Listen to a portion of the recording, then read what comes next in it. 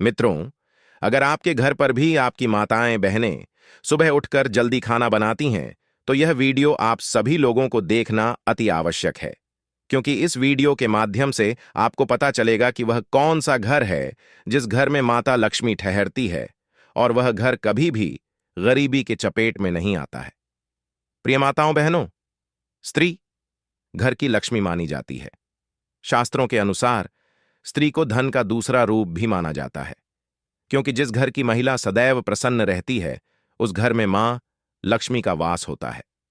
मित्रों, चलो मैं आप सभी को एक छोटी सी कहानी के माध्यम से इसके पीछे का गॉड रहस्य बताता हूं।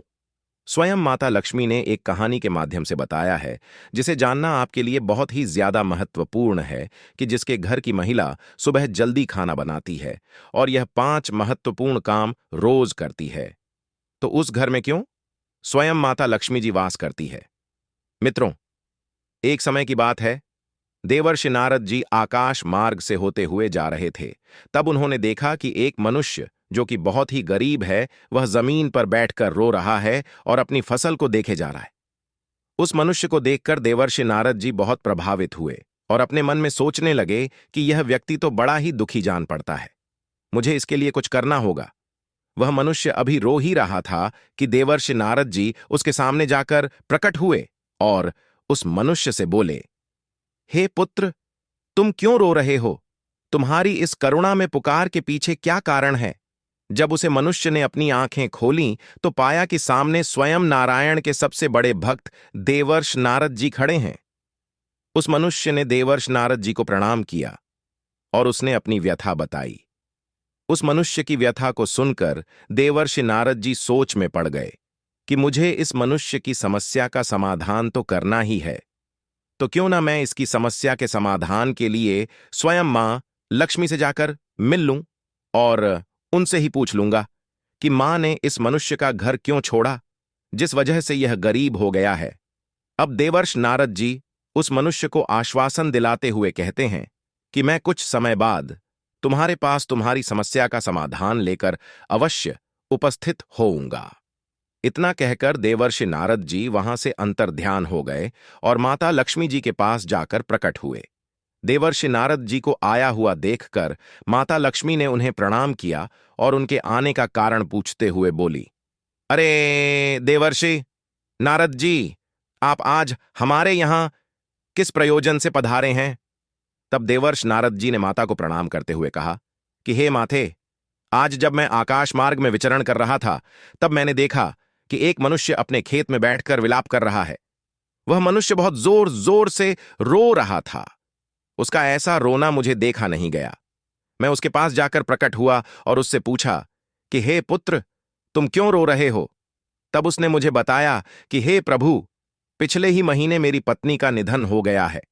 मेरी एक पुत्री है, वही मुझे खाना बनाकर खिलाती है, लेकिन मेरी पत्नी के मरने के बाद मैं दिन बदन गरीब होता जा रहा हूं। पता नहीं क्यों मेरी पत्नी के मरने के बाद माता लक्ष्मी मेरे घर को छोड़कर चली गई है। देखो, मेरे खेत को कई सारे जंगली जानवर खराब कर गए हैं। मेरा अब कोई सहारा नहीं बचा है। देवर्षि नारद जी आगे कहते हैं, हे माथे, जब उस मनुष्य ने मुझे ऐसे करुण शब्द कहे तब मुझसे रहा नहीं गया और मैं इसी प्रश्न का उत्तर जानने के लिए आपके पास आया हूं कि आपने उस मनुष्य का घर क्यों छोड़ा। ऐसा कौन सा पाप हो गया था उस मनुष्य से जिसकी वजह से आपने उसके घर को ही त्याग दिया? देवर्षि नारद जी की बात सुनने के बाद अब माता लक्ष्य आगे कहती हैं, हे नारद जी, आपने मुझसे यह जो प्रश्न किया है, यह कलयुग की समस्त स्त्रियों के लिए बहुत ही लाभप्रद है। मैं तुम्हें आज एक कहानी के माध्यम से वह युक्ति बताने वाली हूं जिसकी वजह से मैं मनुष्य के घर पर ठहरती हूं, और अगर मनुष्य इस काम के विपरीत कार्य करता है तो मैं उसके घर को त्याग देती हूं। अंत में मैं तुम्हें उस मनुष्य के बारे में भी बताऊंगा जिस वजह से वह गरीब होता चला जा रहा है। मैं तुम्हें जो कहानी सुनाने जा रही हूं वह कहानी बहुत ही मार्मिक है और ज्ञान से भरी हुई है। इस कहानी को पूरा देखने वाले मनुष्य के घर में मेरा वास होता है और इस कहानी में बताए गए नियमों को अगर कोई भी स्त्री परिणाम स्वरूप करती है तो मैं उसके घर में वास करती हूं। अब देवर्षि नारद जी कहते हैं, हे माथे, कृपया आप मुझसे इस कहानी का अनुसरण करिए, क्योंकि मैंने उस मनुष्य को वचन दिया है कि मैं तुम्हारी समस्याओं का समाधान लेकर तुम्हें बताने के लिए अवश्य आऊंगा। इसीलिए हे माथे, मैंने मेरे वचन को झूठ मत होने देना। हे देवर्षि नारद जी, मैं आपके वचन को झूठा नहीं होने दूंगी और उस मनुष्य के विषय में मैं आपको अंत में बताऊंगी। अब कहानी का आरंभ करती हुई माता लक्ष्मी जी कहती हैं, है किसी नगर में एक श्याम नाम का आलसी इंसान रहता था। वह इतना आलसी था कि खटिया पर जिस तरह करवट लेता था उसी करवट लेटा रह जाता। करवट बदलने में भी उसे परेशानी नजर आती थी। उसकी पत्नी बेचारी जब किसी काम के लिए उससे कहती थी, तभी वह करवट बदलता और पत्नी की तरफ पीठ फेर कर पड़ा रहता था। उसकी इन आदतों को देखते हुए पत्नी को विश्वास हो गया था कि वह कभी कुछ नहीं कर पाएगा। एक दिन पत्नी ने बड़े ही प्रेम से उसे समझाया और बोली, मैं जानती हूं कि तुम्हें खटिया से उठने में कष्ट होता है, किंतु इस तरह एक ही करवट लेटे रहने से भी आदमी नाकारा हो जाता है, और आप बाहर नहीं जाना चाहते हो तो खटिया पर बैठे बैठे ही कुछ करते रहो। तब वह श्याम सोचने लगा, ऐसा कौन सा काम है जिसे खटिया पर बैठे बैठे ही किया जा सकता है। कुछ देर बाद उसकी समझ में बात आई। वह खुश होकर अपनी पत्नी से बोला, अरे सुनती हो, मैंने बैठे बिठाए काम ढूंढ लिया है, अब चिंता करने की जरूरत नहीं है। तब उसकी पत्नी प्रसन्न हुई कि अब कुछ तो घर का काम होगा। उसने सब्जी की टोकरी में चाकू रखा और उसके आगे रखती हुई बोली, अब बैठे बैठे सब्जी काट डालो। अब सब्जी और चाकू देकर वह वहां से च गई, किंतु आलसी ने तो उस ओर ध्यान ही नहीं दिया। थोड़ी देर बाद पत्नी जब सब्जी लेने पहुंची तो पाया कि पतिदेव खटिया पर बैठे हुए मक्खी गिन रहे हैं। 1 2 3 4 5 पत्नी ने देखा, उनके बिस्तर पर 7 मक्खियां मरी पड़ी हैं। पत्नी को देखते ही अब श्याम उछलकर बोला, देखा मेरा कमाल, मैंने कितनी फुर्ती से 7 मक्खियों को मौत के घाट उतार दिया है। अब देखना तुम, मैं पूरे दिन में कितनी मक्खियां मार सकता हूं। अब उस आलसी महाराज को तो अब यही धुन सवार हो गई। उसे जहां मक्खी दिखती वह वहीं फट से हाथ मार देता। कई बार तो अपनी ही गर्दन पर इतनी जोर से हाथ जमाया कि उसकी गर्दन टेढ़ी हो गई। कई बार पत्नी की नाक तोड़ दी। मक्खी मारने के चक्कर में उसने घर के बर्तन तोड़ डाले, क्योंकि श्याम ने प्रतिज्ञा कर ली थी कि कम से कम वह 1000 मक्खियां मार कर ही दम लेगा। जल्दी ही वह दिन भी आ गया जब उसकी प्रतिज्ञा पूरी हो गई। अब उस दिन आलसी ने सारे शहर का चक्कर लगाया। कंधे पर बांस का एक मजबूत डंडा रखा और खुशी से उछलता कूदता अपनी बहादुरी का बखान करता जा रहा था और चिल्लाता जा रहा था कि आज हजारों को मौत के घाट उतार आया हूं। यह सुनकर लोग भयभीत हो गए। उन सभी को लगा कि उसने हजारों शैतानों को मौत के घाट उतार दिया है जो पास के जंगल में रहते थे। अब यह ऐंठ सारे शहर में हवा की तरह फैल गई कि उसने हजारों को मौत के घाट उतार दिया है। लोगों ने उसका नाम हजारमारी रख दिया। आलसी महोदय जिस सड़क या गली से गुजरते थे वहीं लोगों की भीड़ उमड़ पड़ती थी। सभी उस बहादुर को देखना चाहते थे जिसने हजारों शैतानों को मौत के घाट उतारा है। धीरे धीरे हजारमारी सारे राज्य में प्रसिद्ध हो गया। कुछ दिनों बाद उस राज्य पर एक दूसरे राजा ने अचानक हमला बोल दिया। राजा के पास उस समय कोई अच्छा सेनापति नहीं था। उसने दूतों को आदेश दिया कि वे तुरंत सारे राज्य में घूम कर देखें और जहां भी उन्हें सेनापति के योग्य कोई युवक दिखाई दे उसे फौरन हमारे दरबार में हाजिर करें। आदेश पाते ही दूर जहां तहां शहरों में उसके सैनिक घूमने लगे। उन्हीं दिनों में हजारमारी का नाम सर्वत्र गूंज रहा था। दूतों ने जब हजारमारी का नाम सुना तो वे उसके घर जा पहुंचे। राजा के दूतों को अपने घर पर आया हुआ देखकर हजारमारी भय से कांपने लगा। वह घर के अंदर एक अंधेरे कोने में दुबक कर बैठ गया। उन सभी सैनिक ने पत्नी से बातचीत होने पर मालूम हुआ कि राजा ऐसे बहादुर को अपना सेनापति बनाना चाहते हैं जिसने हजारों दैत्यों को मारा हो। इसीलिए तुम उसे जल्दी हमारे साथ भेज दो। पत्नी को लगा जैसे वह कोई सपना देख रही है। अपने पति की असलियत को वह जानती ही थी। अब वह सोचने लगी, काश ऐसा हो सकता। किसी तरह राजा के दूत हजारमारी को अपने साथ लेकर राजा के दरबार में पहुंचे। उस लंबे तगड़े नौजवान को जब राजा ने अपने सामने खड़ा पाया तो वह मन ही मन बहुत प्रसन्न हुआ और पूछा, तुम्हारा ही नाम हजारमारी है? आलसी बोला, जी हुजूर, मुझे ही हजारमारी कहते हैं। राजा बोला, तुम्हारी बहादुरी के चर्चे हमने सुने हैं। हम चाहते हैं कि शत्रु के साथ हो रहे इस युद्ध में तुम हमारी सेना का संचालन करो। कांपते हुए हजारमारी ने राजा की आज्ञा को स्वीकार कर लिया और इस बात की सूचना अपनी पत्नी को देने के लिए घोड़े पर सवार होकर पत्नी के पास जा पहुंचा और अपनी पत्नी से द्वारा कहे गए सभी शब्दों को कह दिया। यह सुनकर पत्नी की खुशी का ठिकाना ना रहा। उसने सोचा, हजारमारी सेनापति तो बन गया है, परंतु वह शत्रु की सेना का मुकाबला कैसे करेगा? कहीं यह डरपोक आदमी युद्ध के मैदान में घोड़े से उतरकर भाग आया तो राजा इसे जीवित नहीं छोड़ेंगे। उसने एक मजबूत रस्सी से हजारमारी को घोड़े से बांधना शुरू किया। हजारमारी ने पूछा, यह क्या कर रही हो? हजारमारी की पत्नी ने जवाब दिया कि मैं आपको घोड़े के साथ बांध रही हूं। तब हजारमारी ने पूछा कि ऐसा किस लिए कर रही हो? तब पत्नी ने जवाब दिया कि मैं आपको घोड़े से इसलिए बांध रही हूं कि कहीं आप लड़ाई के लिए उतावले होकर घोड़े से कूद ना पड़े और आप पैदल ही ना लड़ने लगे। अब पत्नी के इतना कहने के बाद हजारमारी फिर से राजा के महल में चल दिया।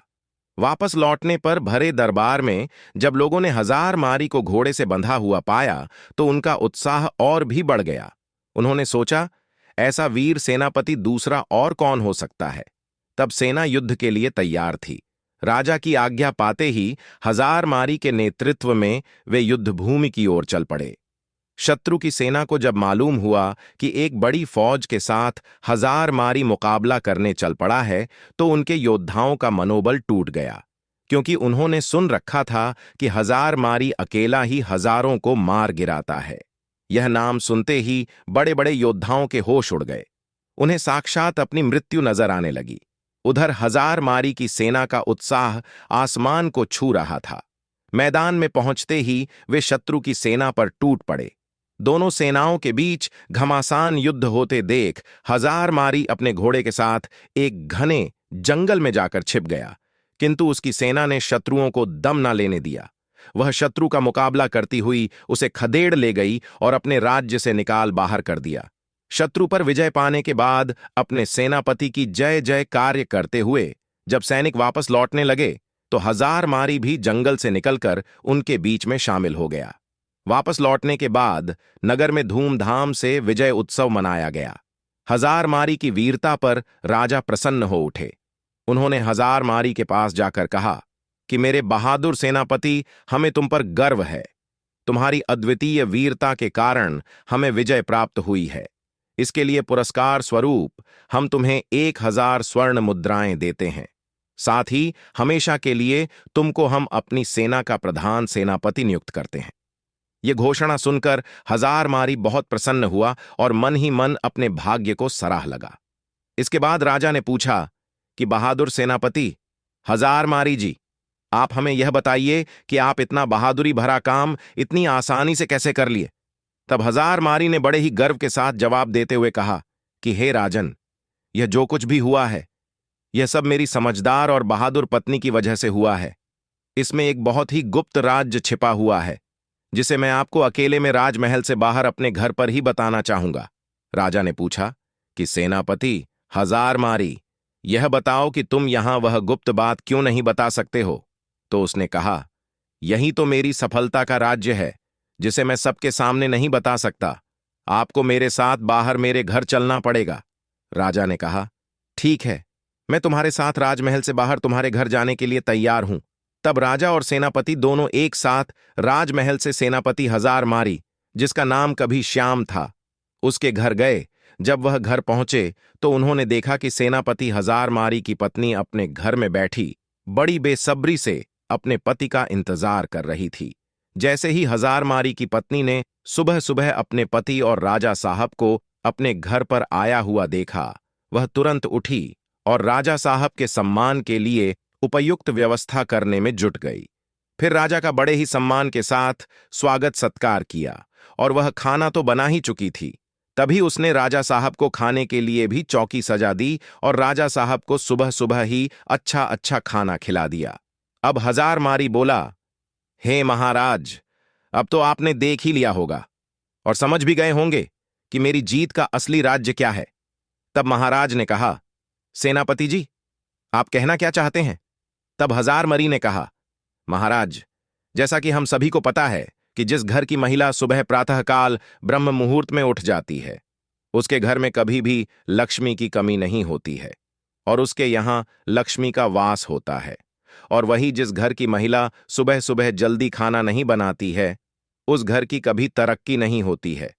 अब हजारमरी आगे कहता है, राजा साहब, हम सभी लोग यह जानते हैं कि जिस घर में सुबह जल्द खाना बन जाएगा तो उस घर की तरक्की कुछ ऐसे होती है।